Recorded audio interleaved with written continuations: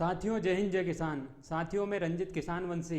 और साथियों, आज एक ऐसे मुद्दे पर बात करेंगे जो आपके व्हाट्सएप पर आया होगा, जो व्हाट्सएप यूनिवर्सिटी के माध्यम से और सोशल मीडिया के माध्यम से आज तक पहुंचा होगा। मेरे खुद तक पहुंचा था और मैंने खुद फिर उसके ऊपर पढ़ा, देखा, तब जाके मुझे उसकी असलियत पता चली।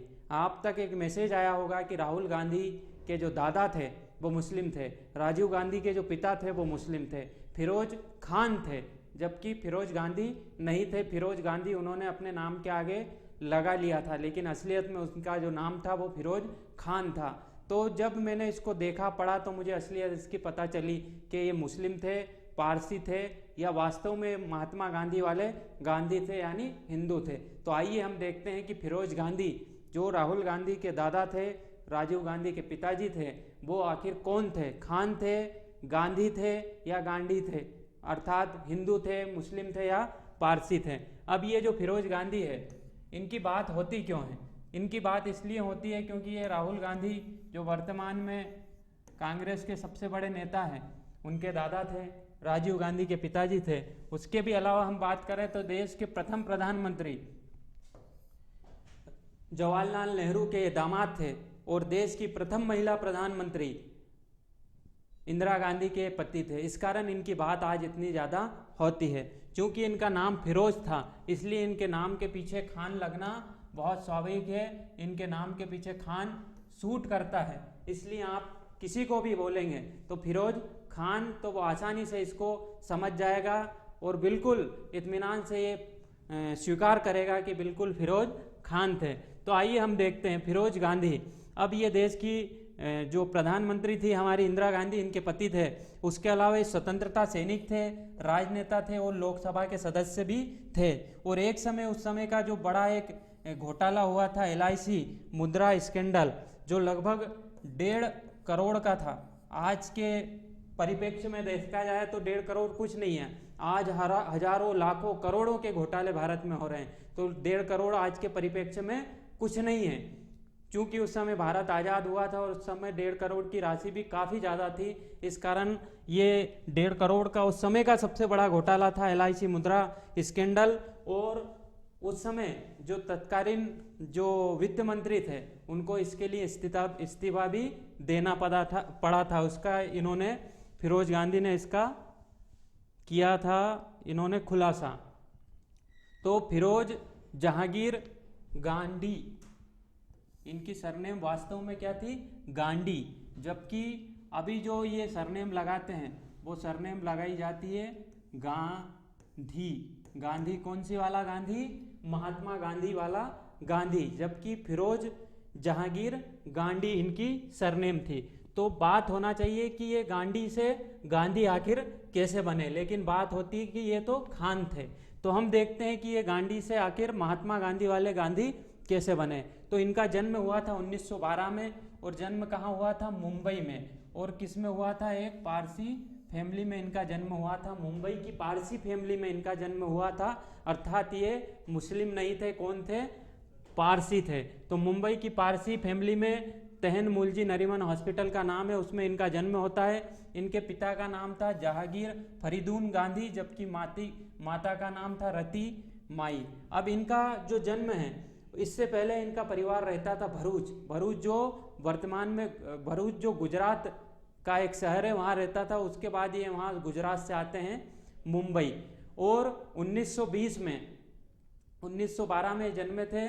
1920 में जब इनके पिताजी का देहांत हो जाता है, तो पिताजी के देहांत के बाद ये अपने माताजी के साथ चले जाते हैं इलाहाबाद, वर्तमान में प्रयागराज जिसे हम कहते हैं, नाम बदलने के कारण वो, तो इलाहाबाद प्रयागराज ये चले जाते हैं। इनकी शिक्षा की बात करें तो इनकी प्रारंभिक शिक्षा होती है विद्या मंदिर हाई स्कूल में, जबकि इनकी बाकी की जो शिक्षा होती है वो होती है ब्रिटिश स्टाफ इरिवन क्रिश्चियन कॉलेज।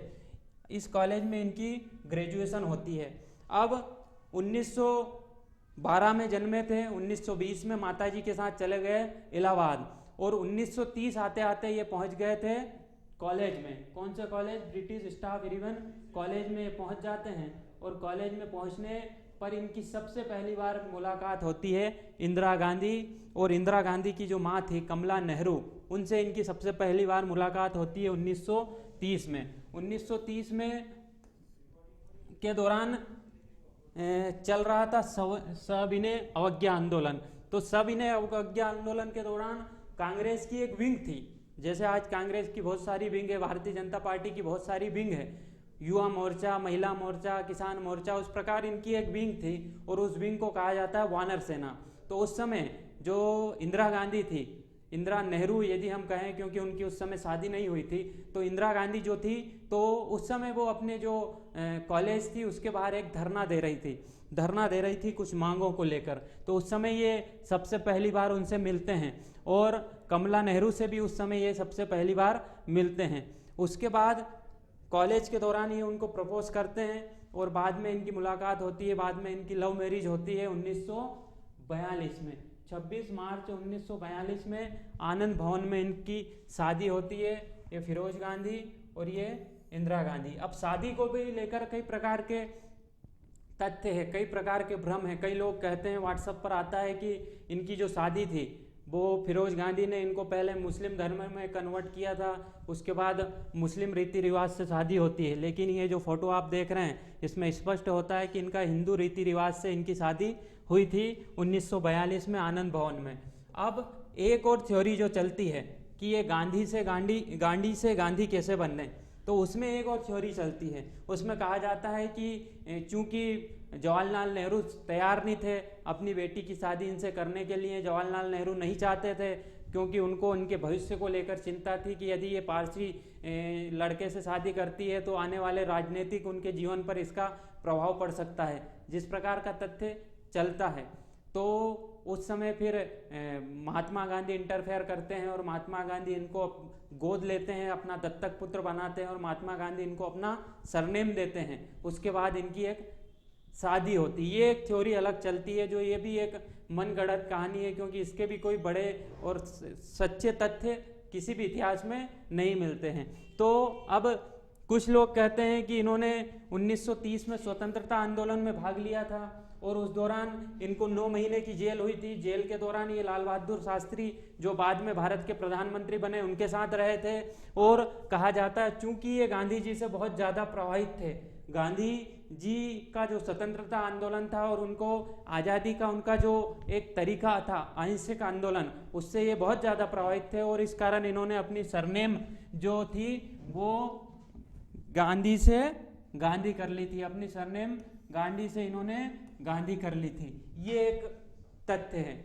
अब इसमें आप जरूर कह सकते थे कि यो इनके मन में शायद उस समय ये रहा होगा कि महात्मा गांधी पूरे विश्व में जाने जाते हैं, महात्मा गांधी बहुत ज़्यादा फेमस है और मैं अपनी सरनेम गांधी से यदि गांधी कर लेता हूँ तो हो सकता है मेरे लिए राजनीतिक रूप से ये बहुत ज़्यादा फायदेमंद हो। इसके ऊपर बात की जा सकती है, डिबेट हो सकती है, लेकिन ये बात तय है कि खान से इन्होंने अपनी सरनेम गांधी नहीं की थी, इन्होंने अपनी सरनेम गांधी से गांधी की थी। और उसी का कारण है कि आज हम जो देख रहे हैं राहुल गांधी, राजीव गांधी, इन सब तमाम लोगों की सरनेम जो है वो महात्मा गांधी वाला गांधी है। तो ये बात हो गई कि इन्होंने अपनी सरनेम गांधी से गांधी कैसे की थी।